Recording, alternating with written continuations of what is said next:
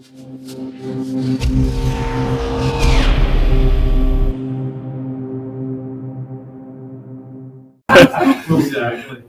Good part is all passwords that are using this will be changed in about 5 minutes after the session. To continue. So might take a different approach here. Don't like being stuck behind here. I'm not running for office.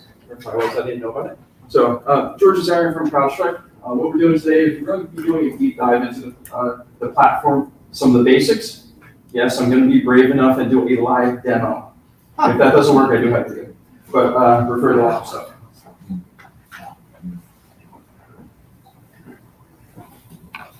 Step one, turn on. Your live demo is going to go great. They always go great. Always go great. Hey, live demo, if you can't even get the presentation like this, yeah. Okay, so I'll just do one. Now you're working, thank you. Okay, so as we all know, we're all security professionals, and we all have, there's a ton of people out there. There's way too much for us to learn. If you want to take a day vacation, you're 3 days behind. That's if you keep your device on. If you don't keep your device on, good luck. Solutions are becoming more and more complex.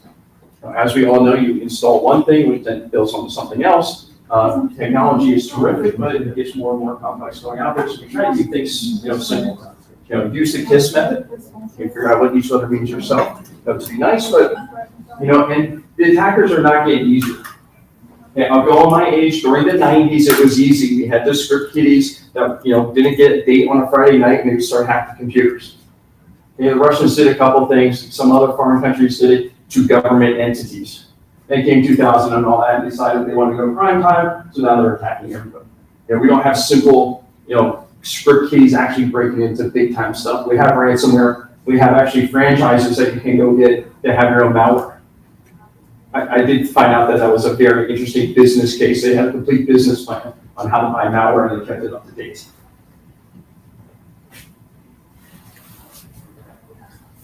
So CrowdStrike thought about this. They initially got into the IR side 11 years ago. And being in that, they realized, hey, we also need a endpoint sensor because it'd be nice if we actually get the information we like and need. So moving forward with that, we came out with our endpoint. A lot has changed since then. Looking at this is our complete platform. We start with our lightweight agent. Okay, we put on a single agent. Either if you're running a Windows box, a Windows server, if you're running a Mac, if you're running Linux, it is one agent.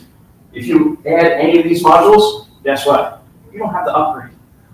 Okay, it's something we do on the back end because everything that we do and analyze is in the cloud. So by doing that in the cloud, your agents you don't have to keep on redeploying them.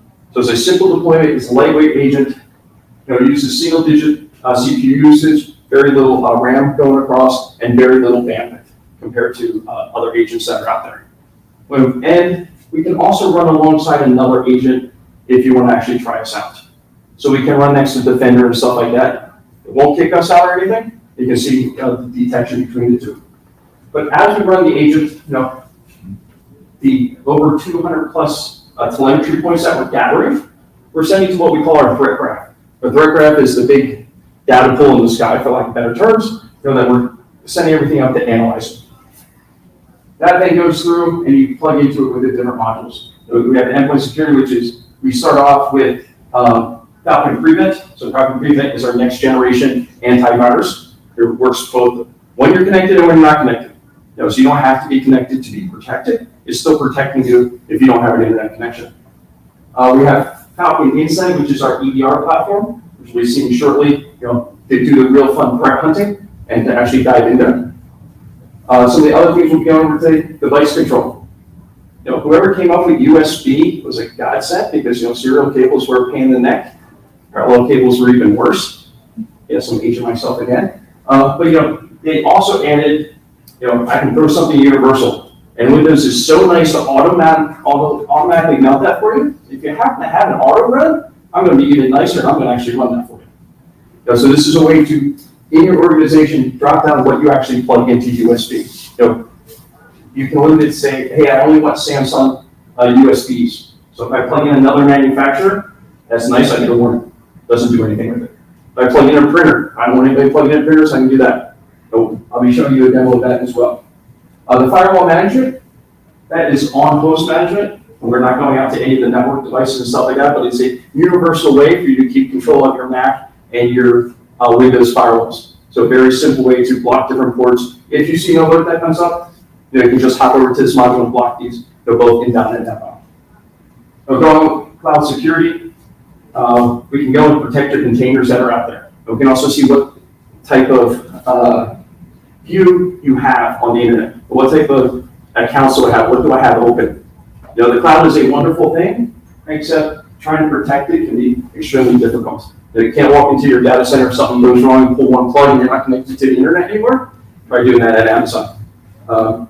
Next, threat intelligence. You know, to be a good security company, you got to actually know who's attacking you. You know, if you play any type of sports or anything like that, having any type of insight on who's coming after you, it's always a good idea. We have multiple things here. One, we have recon.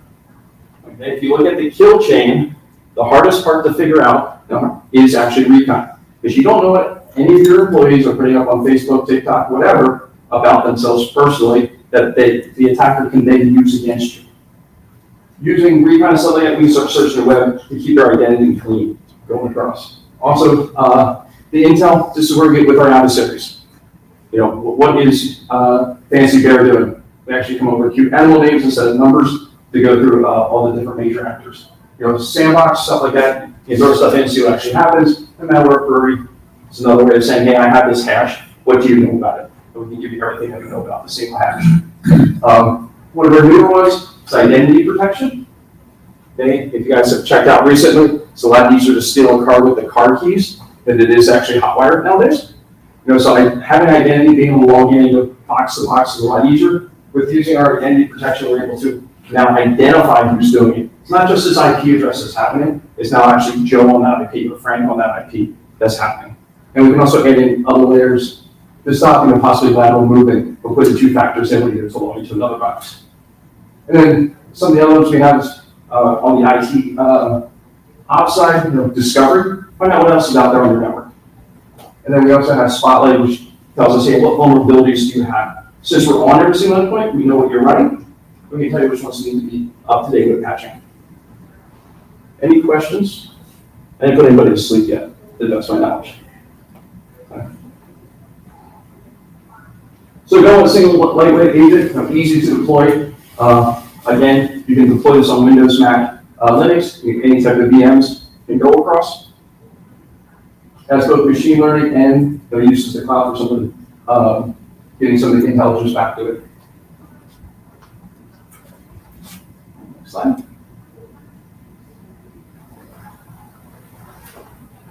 Okay. Go back and reset. Forgot about the delay with wireless remotes. No, our next generation, or Prevent, this is our next generation AD. So taking it to the next step, we're not relying on signatures. Those signatures is a good thing in the 80s. That goes longer, real well with whatever cassette tape you got. You know that when you're downloading those lovely DAT files. How many people remember DAT files? Yes, more than 2 people. Okay, I don't feel that bad. Yeah, so you're no longer downloading those, and also being able to have machine learning. Because it's very simple to take a known virus, change 1 or 2 bits in it, still runs exactly the same, but has a completely different signature going across. Then also being able to block the known and see what the people are doing. We like doing IOAs, which we call indicators of attack compared to indicators of compromise. A real good idea that, compromise is on the passive side. Something has already happened for you to see it, whereas an indicator of attack is something about to happen.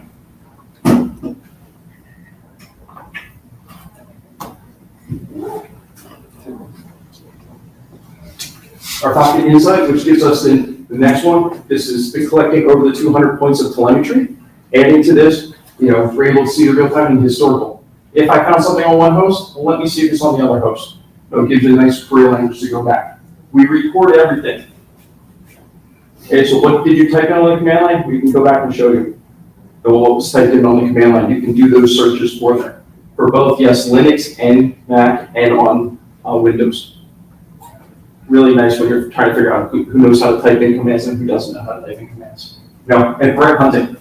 So if you found out something that's out there on your network, or you think that there's something out there, let's go look for it. Okay, we have a couple of fun blogs too that some of our VPs and stuff like that came up with really interesting, and they go step by step how they came up with these queries, and they found some really unique things by doing the threat hunting piece. And then we also have real-time response and containment. So you find something bad on there, well, let's see. I can contain it, which means it can't go anywhere. It can only talk to you. Being able to real-time response, I can now hop onto the box on a command line and perform any type of action. What do I want to gather from that box? Do I want the file that was on there? Do I want memory dump? Okay? There's probably about 20 different commands you can do, and one of those is called PowerShell. So any type of PowerShell script you can write, you can then upload it to this box when it's contained or when it's not contained, and completely run it and gather all that information. So you don't have to, so no matter where the person is, you don't have to call them up on the phone, try to hop onto it. It's just as long as they have access to the report. Questions, comments? Yes, sir. It says record everything, does it really mean everything including cursor movements, clicks? No. Just things that are being typed in. Or you could type in and execute it. So if I type something on the command prompt and hit enter, it'll do it. If I double click on a application, it'll record that.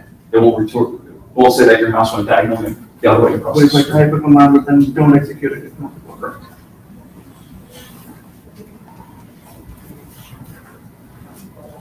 Correct.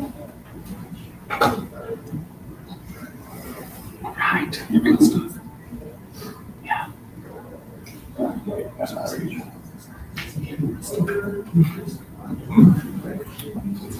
Okay, so looking here. Okay, this is our basic interface. Being an analyst, you're going to log in, you're going to see this. Really good screen to go to. And the first number you see in the upper left-hand corner is about to tell you if you're going to have a good or bad day. Okay, it's a score from 0 to 100.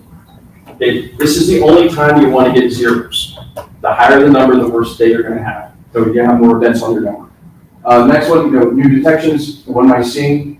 As I close them out, those numbers disappear, and as over time, you can see where your score goes to the different techniques that were applied to it. So from here, let's go to like new detections. What do we have out there? What are we actually seeing?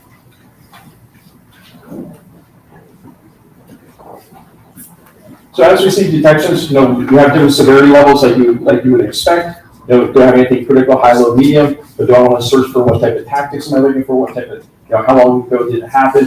What actually triggered it? So let's start kind of easy here. So I have a medium attack. The WannaCry, yes, this is in the lab. I was amazed I actually found it. I figured that this thing should be dead. It's been way too long out there in the wild. But going over the different types of information we're providing back and what actually happened during it. This has nothing to do with the guy who actually did the DNS request to find out how to get the trigger kill command. We just killed the command by seeing it run. So going a little further, this one's kind of interesting. You're probably thinking, why would I catch on a ping command? Why would an attacker use a ping command? That's the ping of death. No, not the ping of death. I want to see if my command and control set is up and running. If I can ping it and see it, then I know I can continue.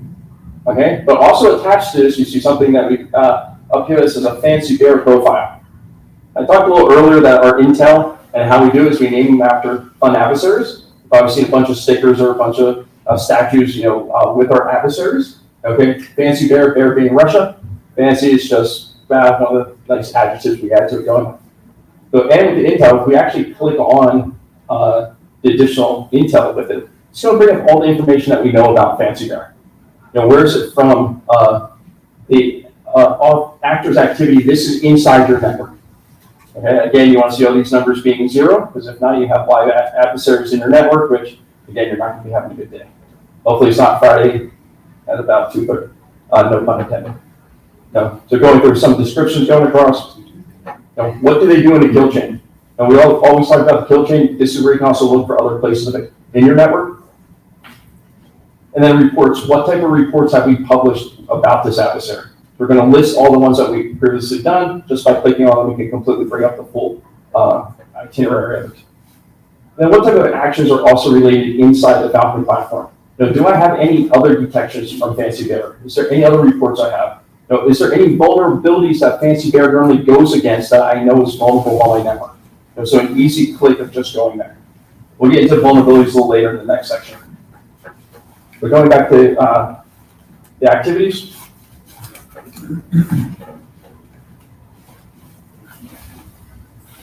So those two that I showed you are really good examples of how our AV would work, our next generation. That's the type of information you would get back just by having our prevent module. Having insight gives you a little bit more, and we're able to build on it. So this one being critical, and we got 21 different events going across. And when we have this many, we're able to do something called an incident. So an incident is multiple events with either one or multiple hosts that an attack happened.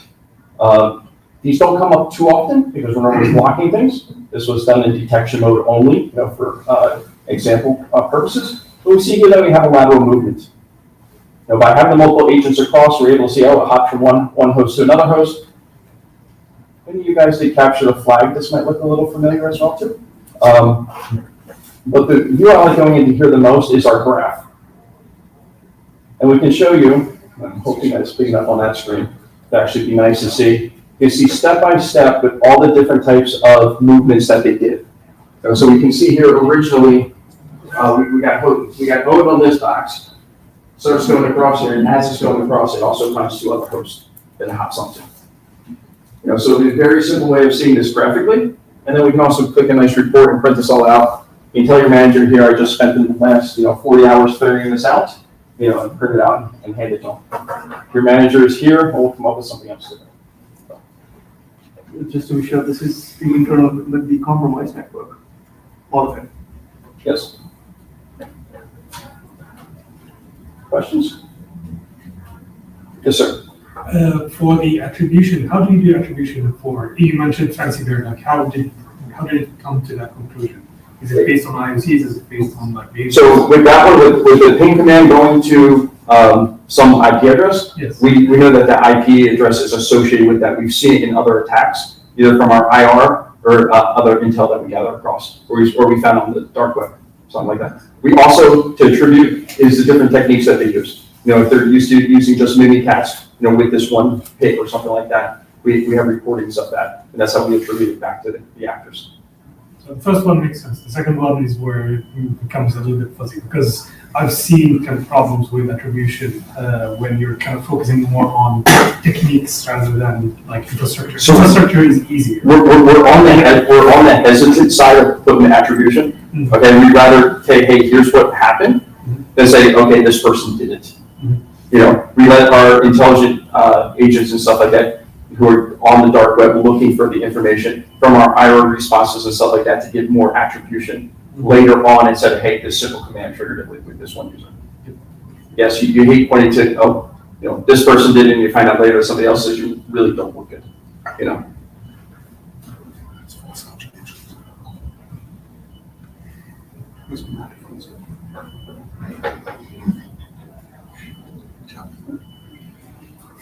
So next firewall management I talked about, we're able to create and manage, yes, sir, sorry. Yeah, those numbers that you showed earlier, are they based, are they just normal counts or are they severity based? The numbers, 1,200 or something? Are they just counts or they are based on something? The CVE. Severity.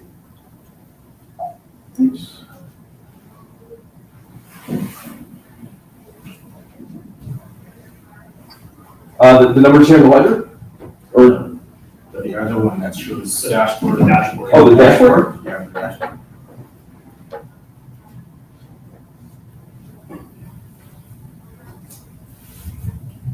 Talk to these?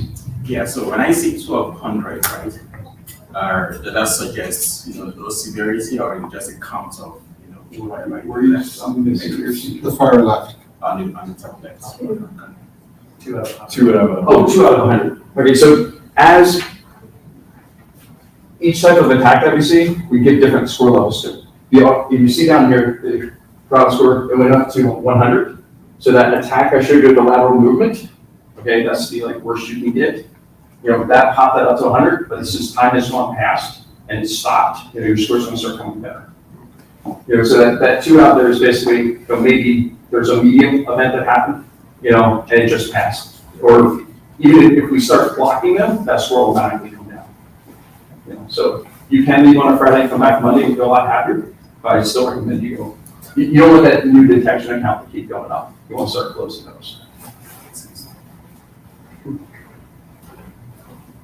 A normal organization, probably between 0 and 5 on a daily basis, just because of people either going to bad websites or stuff like that, or maybe hesitant on websites across.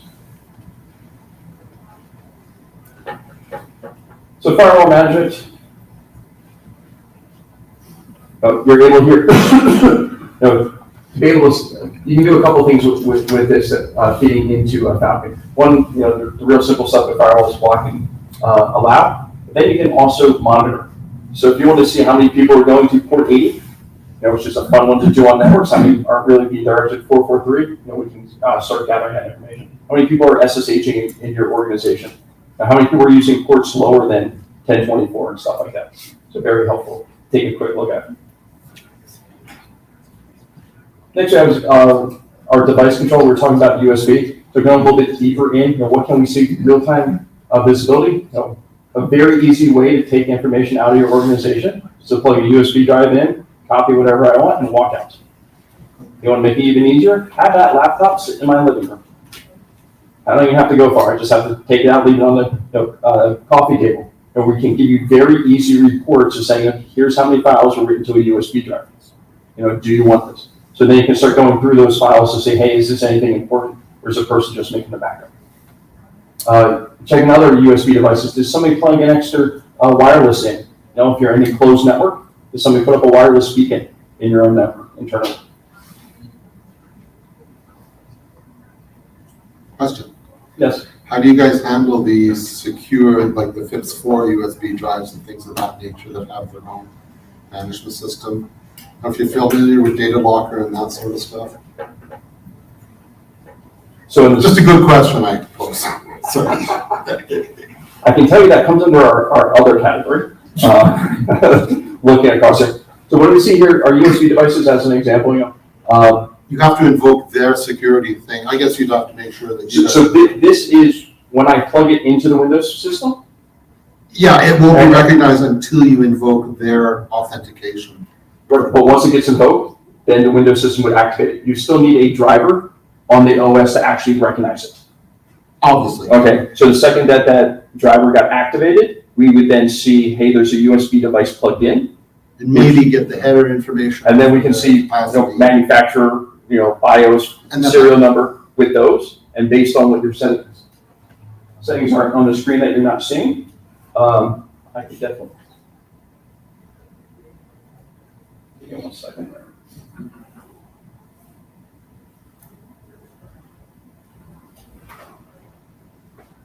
Sorry for the eye chart, but we have a lot of USB devices in this environment. Oh, there are so many. Okay, so you see the different types of classes, who the manufacturer is, and some different types of devices going through here. We get the time, date stamps, and everything. So going back to your questions, if it's a full system on a USB interface, the first thing when that USB interface got power to it, it would start up. You would then authenticate it to it, Right. which would take you to the next step, which it would then try to initiate to connect to the OS. Or the OS would try to mount it or communicate with it, which then we get that information, and then we can make that decision.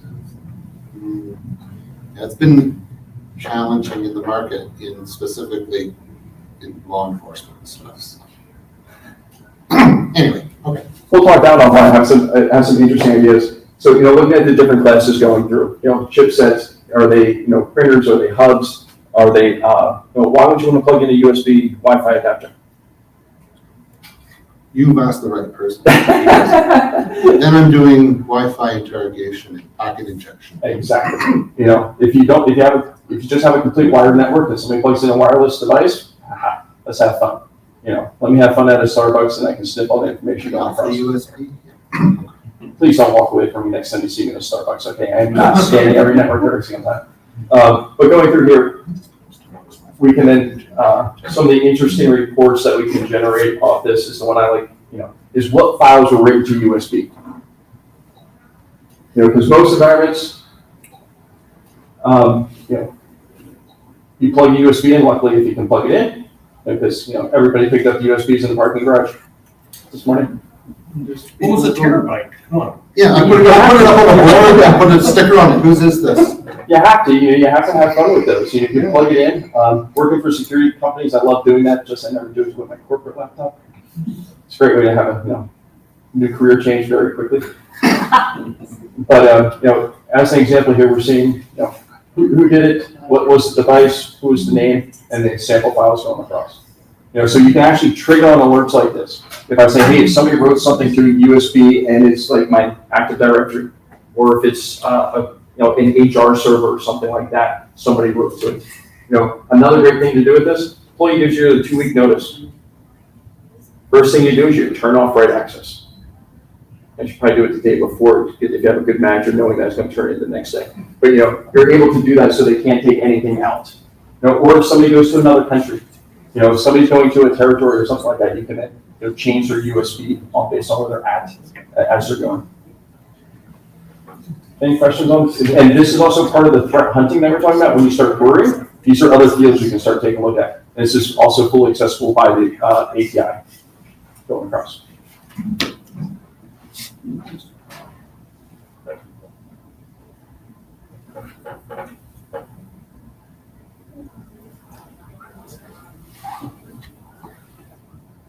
Then we have Falcon Discovery. As you put our agents out there, they're seeing what's around them. What connections do they make? Everybody tries to have a complete deployment, but we know we always will miss one. So either somebody will be on vacation, or it won't be on the network or something like this. By having Discovery, we're able to find that. That one that's missing. So the other nice thing too is what else do you have out there? What type of, this can also do inventory management for you for your assets. What type of CPUs are you using? What's your average RAM on the laptop? Comes in handy when you're, sorry if there's any laptop vendors in here, tries to sell you something saying, hey, you need 32 gigs on your laptop. You're like, hey, my employee's been very happy with 8 for the last 7 years. Do I really need to upgrade? We also have applications. How many applications do you have installed on them? And the better one yet, how many people are using those applications? So if you have somebody as your web developer that's been dying for the Adobe Photoshop room, you're like, okay, fine, finally talks to boss into given the $50 per month registration, uses it for 3 days, doesn't use it for the next year. But since you work in a large organization, you didn't just buy 1 license, you bought 20 licenses. So how can I save money on there? Start taking a look at your application usage going across. Or the other thing too, this is a very neat use case, is how many developers do I have? How do you define a developer on your network? Well, you start seeing what applications they have installed. How many people can actually exit Vim without doing a Control-C or killing the command in another terminal window? Hey, I really liked it, that there's Vim is actually a cleaner, which I find unique when you're going through the church. I figured that they. So looking at it, okay, I know I'm better at security than I am at comedy. Now I think I have about 3 followers in comedy, and I have a couple more clients. So, taking a quick look, what type of assets do we have? What do we have across? The unmanaged is what's out there that I just don't see. Okay. In the lab, nothing, because we have to run agents on all our lab stuff. But then we have unsupported assets. And our unsupported is actually what you guys can't see what's on the screen.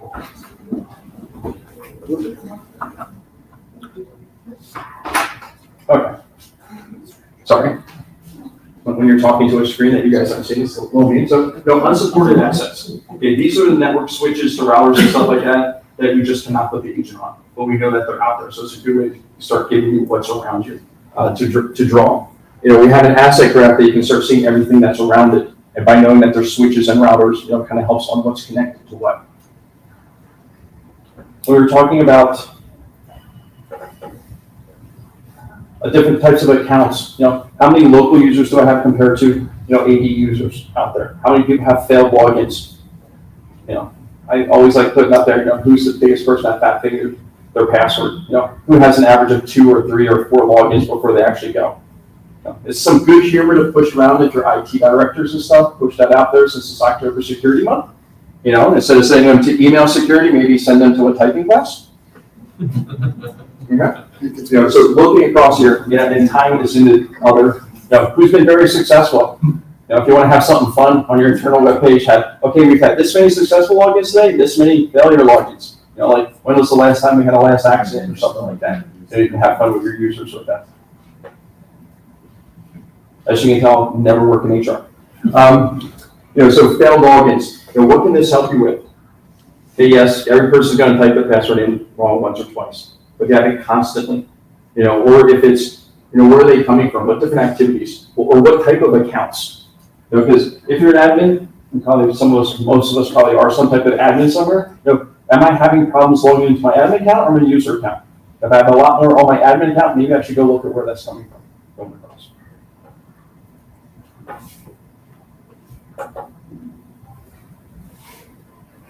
And then, I told you about application usage. You can go down here and start looking at who's used it in the last 7 days, who's used it longer, how many different files going across.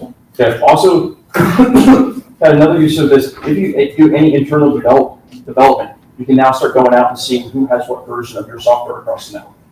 Are they up on the latest version that was compiled and pushed up?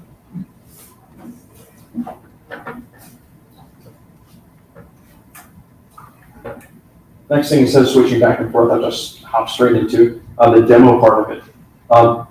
Being Spotlight. So this is our vulnerability management. So we take a different approach on this. Okay, we have an agent on your endpoint. What's the advantage of that? We know every single thing that's on that endpoint. We don't have to scan the box. We don't have to drop your network with a bunch of bandwidth going across. Okay, we don't have to trigger IDS devices or IPS devices because I'm doing interesting scans. We know what's on the box. So we're able to break it down in a couple different ways. These critical highs, medium, low, this is what the CVE comes out as. When a brand new CVE, they put some type of rating, we take that. Which I'm glad that they have that rating to give you some idea. But then we have an expert rating. What the expert rating does is, okay, how's this actually being used in the wild? Is there an active exploit for it? Because I've seen a lot of critical CVEs come out that have been developed in university or academia, but they never hit the real world. Or not immediately, they don't hit the real world. So why should you be trying and worrying about something that hasn't gone mainstream yet and fire up all your change management group? But I've also seen low that a lot of IR people have been using as using the first step to get in. So you see here 2.2, 2.1, lows, 8.2 to this, but we can also push them up based on what our IR people are seeing going out there, and then also what we're seeing across our whole network from alerts coming in. Are they using these vulnerabilities out there? And you're able to say, okay, well, how bad is my network? So I have a critical rating. If I click on it, what was it? Okay, lovely Microsoft. They always make our top 10 list. Without them, where would you be? Hey, without them, security people would not have most of their jobs. Okay. Looking at how high is it? What's the CVE? Is it related to? The nice thing too is now we have the CVE numbers and what type of remediation we can do. If you saw in any of the alerts, okay, if there's any remediation for a patch, we can say, hey, this alert would have never have happened if you patched this. So it's another way to take a look, saying, oh, why should I patch? I know we all love Patch Tuesday or Patch Wednesday because everything you're still reading all the documentation that came out on Tuesday. But after seeing the details, do I want to create a ticket? I can send it, so your security team can have fun now with your patch management team. You can start sending them tickets going across saying, hey, we need to update this. But one of the fun ones here is I'm going to group by product.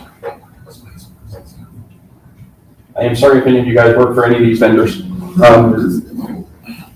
So we got Adobe. Adobe has 1,504 vulnerabilities in here.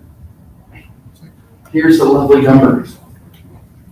I only have to patch one thing, and I fix that many vulnerabilities on it. And the remediation is update to the latest version of Adobe.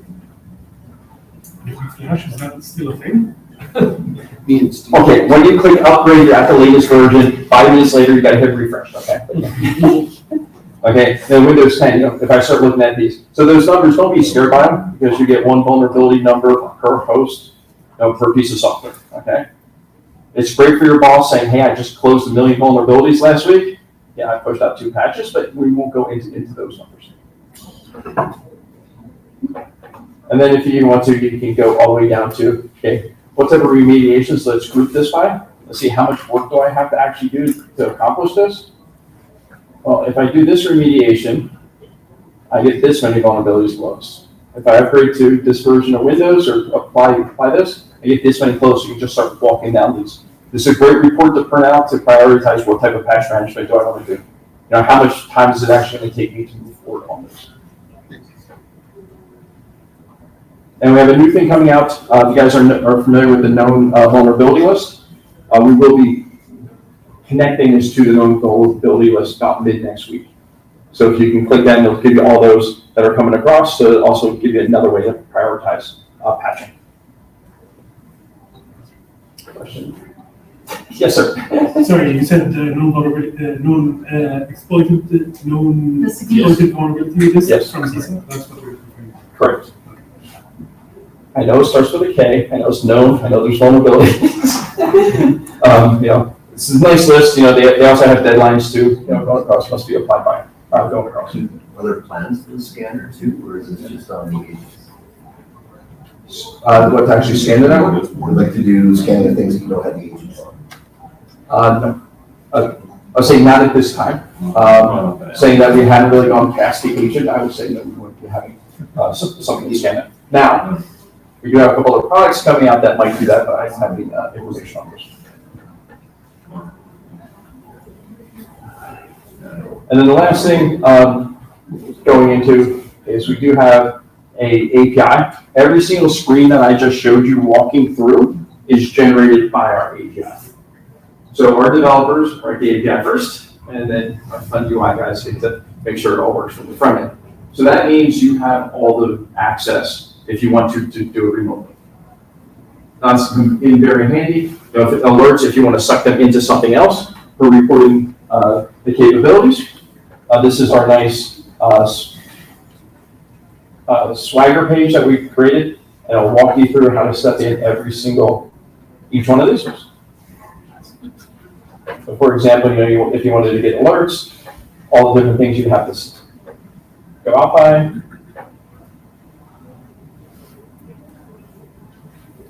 I knew it was going to give me access. I thought I timed out too much.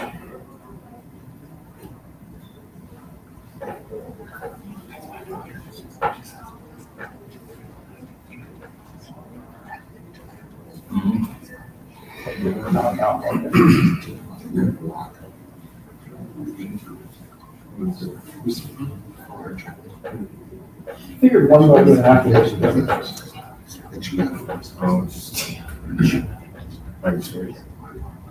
How's that?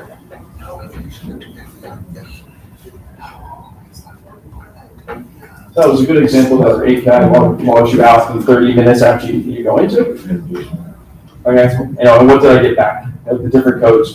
So this can really help out your developers.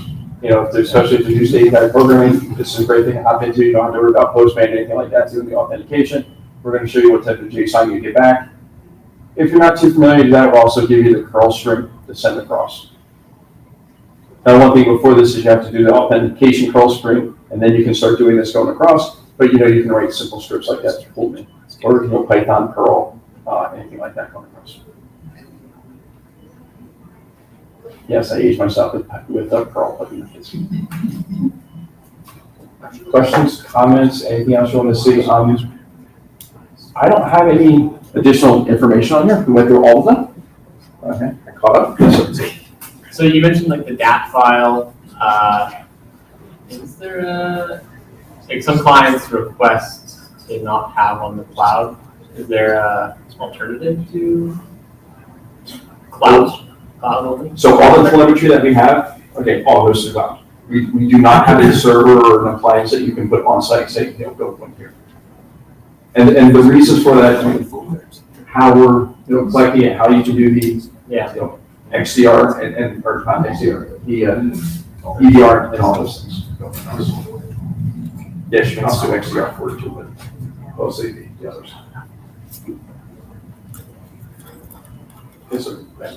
I've seen CrowdStrike be pretty good at picking up the initial process, launching, create process, create whole process. But then beneath that, individual commandments, for example, in PowerShell, it's not picking up. Do you guys have any plans to go deeper into PowerShell commandments? Okay, first, when you're seeing that, where are you seeing that from, like this page and not seeing the other commands, or is it when you're doing the full search? Well, anything you search for, you're only going to see the initial process creation. You're not going to see what happened after. Okay, so using this interface and all the technology, you're 100% correct. Okay, I'm only going to show you the PowerShell. If other things go off, actually using our investigation tool and searching into it, you can start leaking them through there. So in terms of blocking, though, this becomes difficult because if I want to block certain PowerShell commands, as far as I know, I can't do that. You could write custom. Have you tried writing custom? Yeah, so custom IOAs again only work on the process creation itself, not what happens after. Haven't tried that. But then maybe something fun to try. I just want something underneath it. That'd be really useful if we could dive deeper. Definitely try. You can't leave me out there. You wouldn't know. Sleepy time.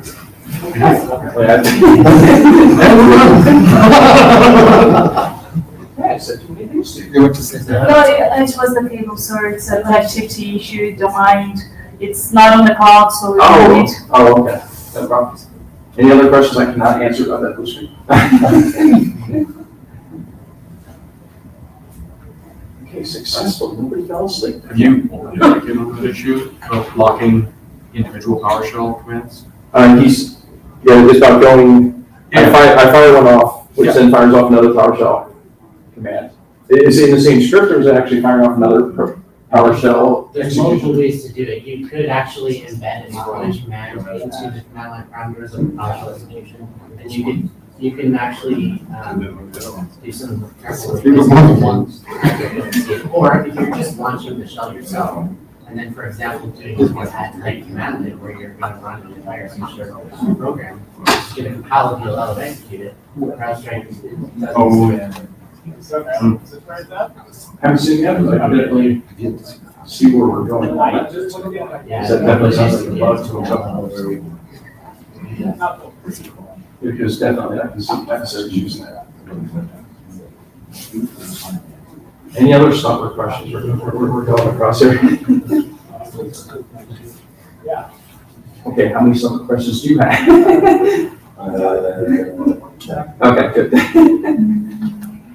Yes. With the USB write blocking, can you only block certain files? Like, could I say, don't allow copying of EXEs, but allow Word docs? Or is it all or nothing? I have to see if we push that out yet, or if that's still in.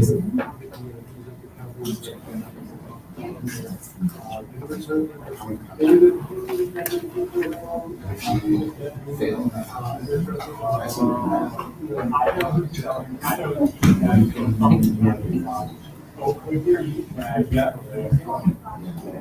And they're full time.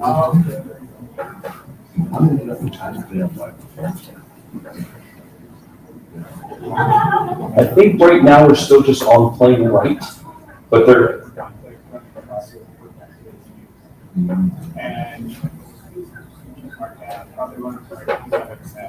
And yes, if you use that, you can start doing some. And I was like, what do you call that?